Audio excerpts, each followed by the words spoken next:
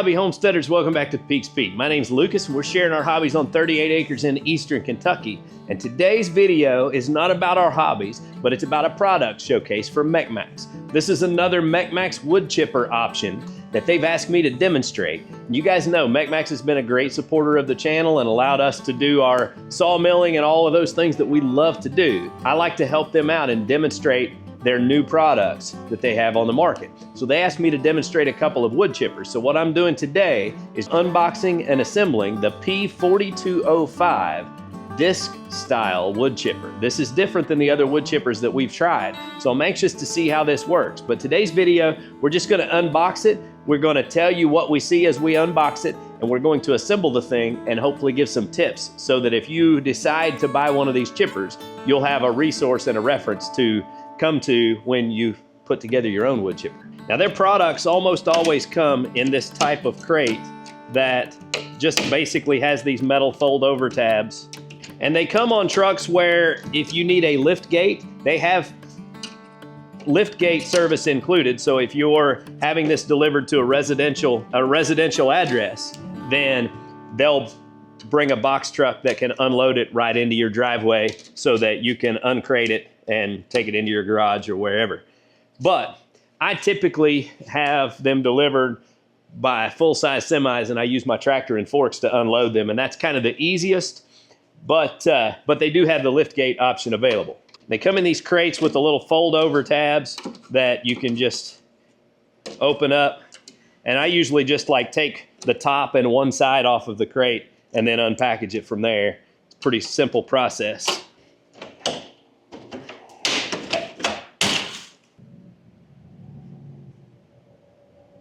Now this is pretty much how they always arrive. Certain items are wrapped in bubble wrap and all just kind of piled in a crate. I actually like to lay out, I've got some like scrap foam rubber, and so I lay out a foam pad and I set all the parts out on that foam pad to kind of protect them.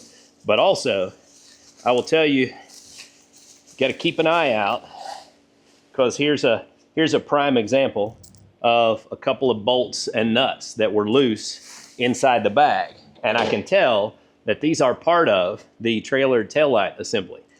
Most of the products come with the hardware stuck in the places where they go, but during shipping, the bolts and nuts will work themselves loose, and sometimes they'll be rattling around inside the crate. You don't want to lose those. So pay attention as you unpack, and don't throw away your bubble wrap until you know that you have it assembled and all of your hardware is accounted for, because they might be inside the bags. Here is a manual that also has some bolts and things in it.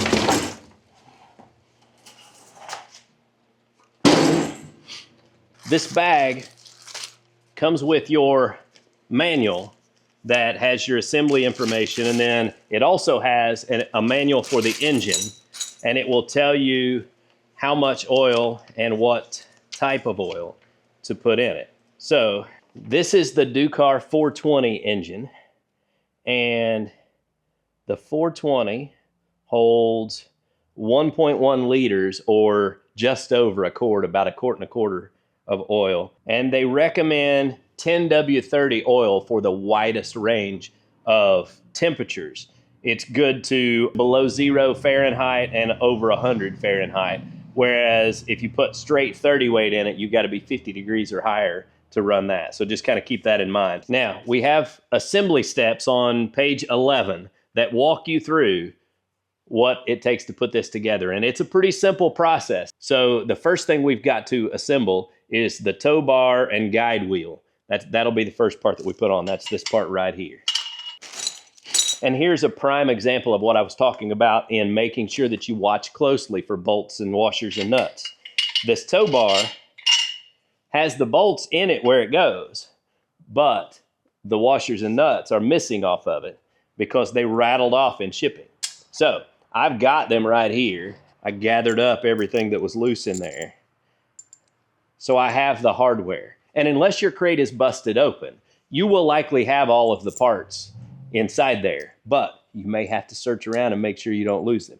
Now, I will tell you that you can go to, like I use Rural King locally. You can buy bolts by the pound, and so literally you can buy these bolts for, you know, a nickel to 10 cents a piece if you buy, you know, several by the pound. So if you are missing bolts, sometimes it's easier to just run to the hardware store and pick those up.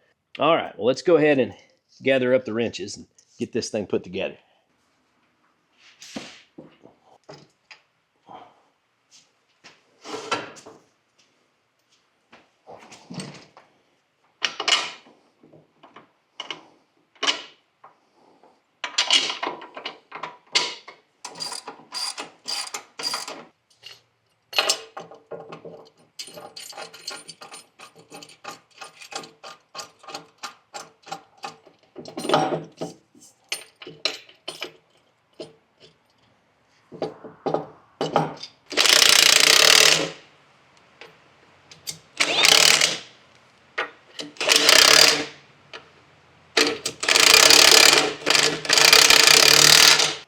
Okay, so as I'm making progress putting this together, I'm figuring out that the majority of these bolts that were loose in the crate are actually the wheel bolts that came out of the hubs. So we're gonna need 8 total of those.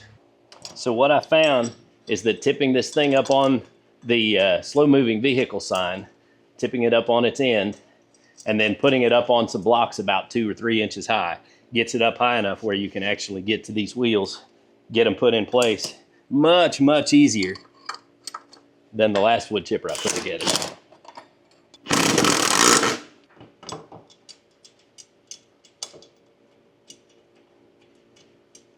Now, one thing I want to point out, even though they set you up with tail lights and you know, the connector to hook this to a vehicle and tow it down the road, these are not Department of Transportation approved tires. So tow it on the road at your own risk. Okay, let's see how this is going to treat me.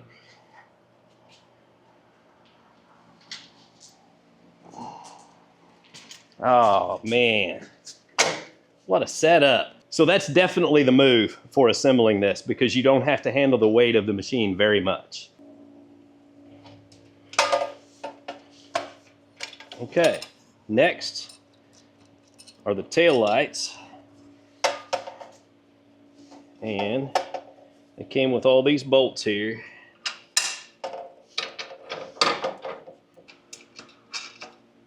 And it looks like I'm missing one washer. And it might be floating around here, but I have a collection, so I'm not gonna search for it. I'm just gonna go grab one.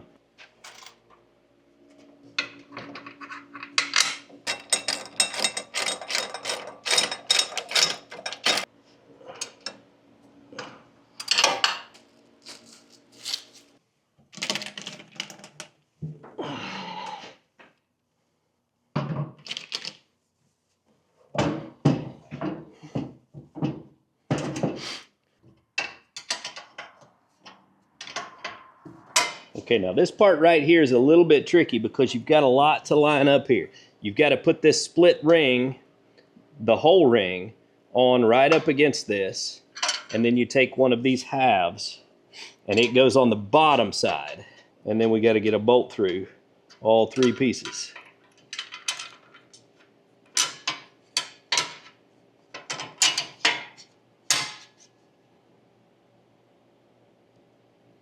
So we'll get one started here.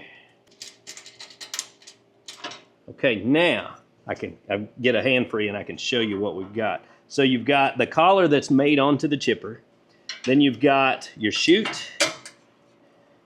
And then you have that whole ring with the slot in it. And then you've got your half ring. Your half ring goes on the very bottom.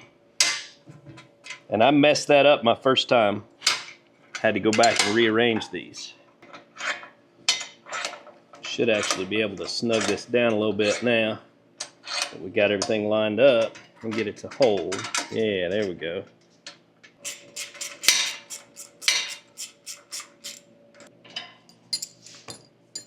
And here's how you will know you have this assembled correctly, is if you can rotate this chute so that you can adjust where it shoots your wood chips.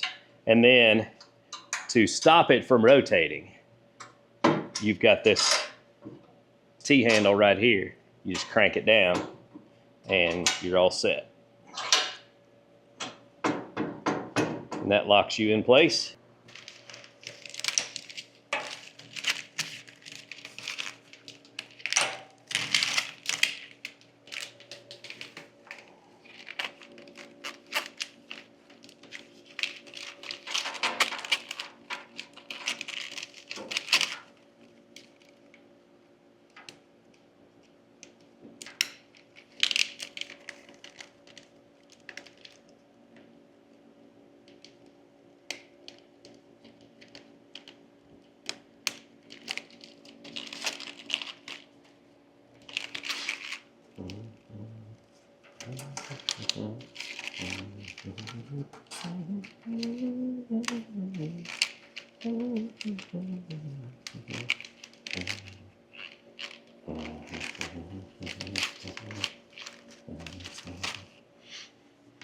Pull that one there.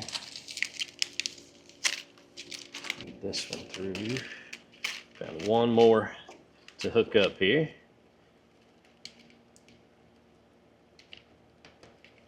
Once you've got all three of them hooked up, then we want to make sure that we've got them put in place with zip ties so that they don't get over into the tire. Pulled up tight there. That'll work good for that. Now this is another one of those safety switches right here that you've got to make sure is in position.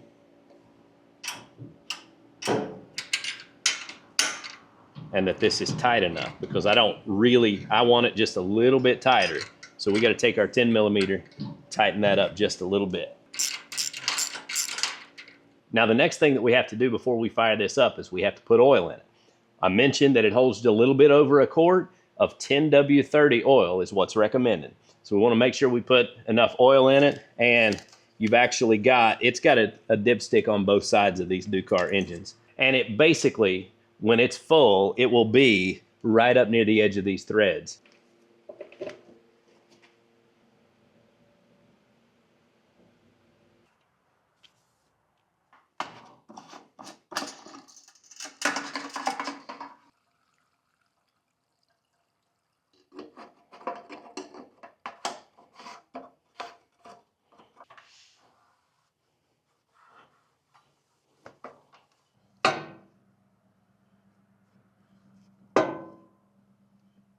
Now, one thing that you want to do before you start this up is go ahead and pull this cover. And we're going to inspect the belt tension, and we're going to grease the bearing in there. We don't want to take any chances. Not only is this just assembled at the factory, but it's not going to a dealer to get a pre-delivery inspection or anything like that. But it's been in transport. So things can get shook around and loosened. And so we want to make sure everything's right, because this is a piece of equipment that if you don't have the belts adjusted right and everything greased, it can destroy itself. And I see people complain about things that I know if you're looking at what you've got and understand how it works, and you keep it maintained and adjusted properly, those kind of failures wouldn't happen. I have over a dozen Mechmaxx products that all used a lot of the same components and engines and all of those things. And I've been working with them for a year now, and I have not had any failures. So I'm not saying they don't happen. I'm not saying things don't go wrong, but in general, everything has worked the way that I expected it to. So you can see those belts there, nice and tight. Your clutch assembly's down here, but we have a main bearing right here that we want to get some grease in.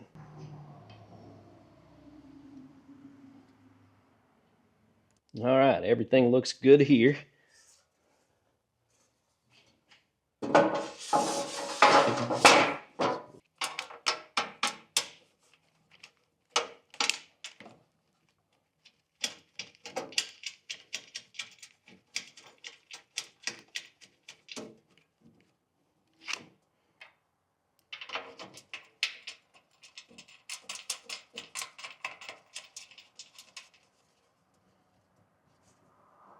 Okay, we have one last thing that we want to inspect before we get too deep into this, and that is our knives, because we want to make sure they are adjusted properly, and they are sharp, so be careful on this point. Now, this is a step that actually, when you're assembling, you would be best off to do before you tighten these bolts down. But I was kind of working my way through the assembly process and didn't think of it at the time.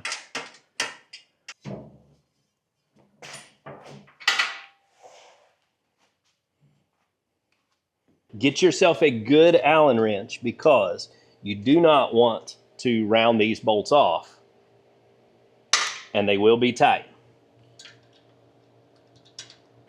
Make sure that it's seated really well before you pull on the wrench.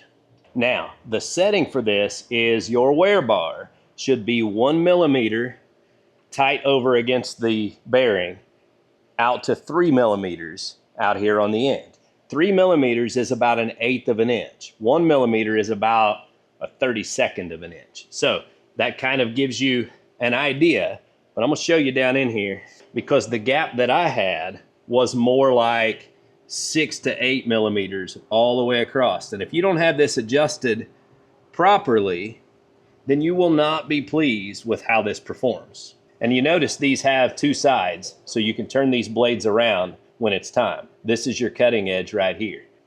Okay, now I got the camera over here tight so we can get in here, and I set the lighting to where you should be able to see.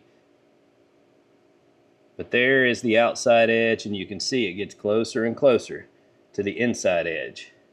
And that's about what we want right there. And you want to check both blades, so rotate this around. And there's what we're looking for. So you take those 4 Allen bolts loose right there, move it into position, and then these will hold it in position. I've got it down just against these bolts right now.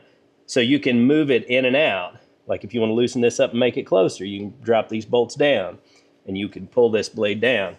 If it's too tight, or if it's rubbing, of course, then you need to back it off a little bit. But those knives are about right there. So we're going to go ahead and lock that in. So we'll go back through here, tighten all these up. Now guys, you might be thinking, well, from a brand new wood chipper, I shouldn't have to make all these adjustments. But you've got to understand, you are buying a product at a discounted price, basically a wholesale price, because there's no dealer taking delivery of it and doing all of these things for you. That's what raises the costs of a lot of the name brand machines. And so this is how you save money. That's what makes it worthwhile to buy a less expensive product, because you're capable of doing these things yourself. And if you're not, keep that in mind when you're ready to make your purchase, that you may have to pay somebody to go over your machine and make sure it's ready to roll.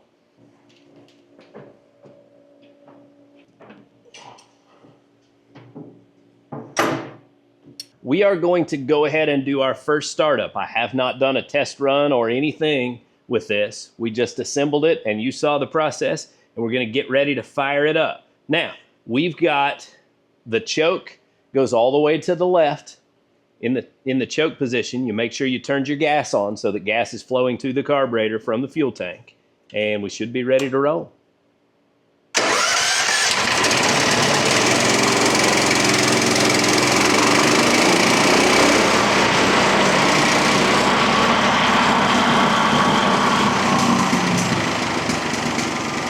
airplane, first firing it up, you actually want to turn the throttle down. I didn't have it turned down, and so it started revving right away.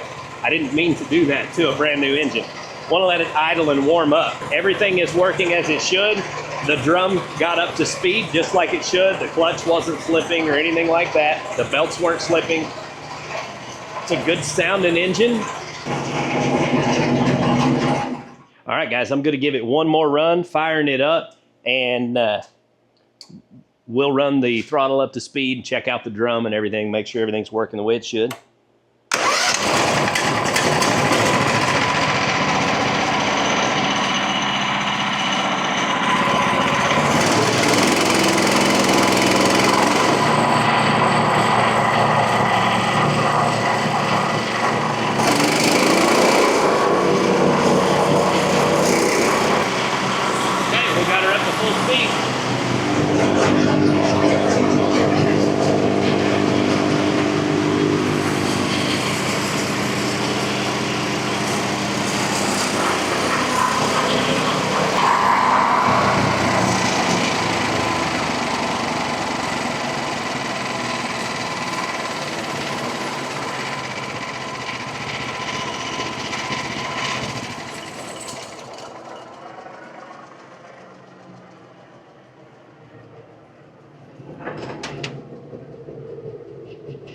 Now guys, always understand that these wood chippers do not stop just because you turned the engine off. They will continue to spin until that drum has lost its momentum. So if you need to open it up and inspect something or anything like that, you got to make sure you don't hear any noise coming from that thing. Give it some time to slow down. We hope you guys enjoyed watching us assemble the Mechmaxx P4205. Until next time, get outside and enjoy God's creation because it's beautiful out there. Y'all have a good day.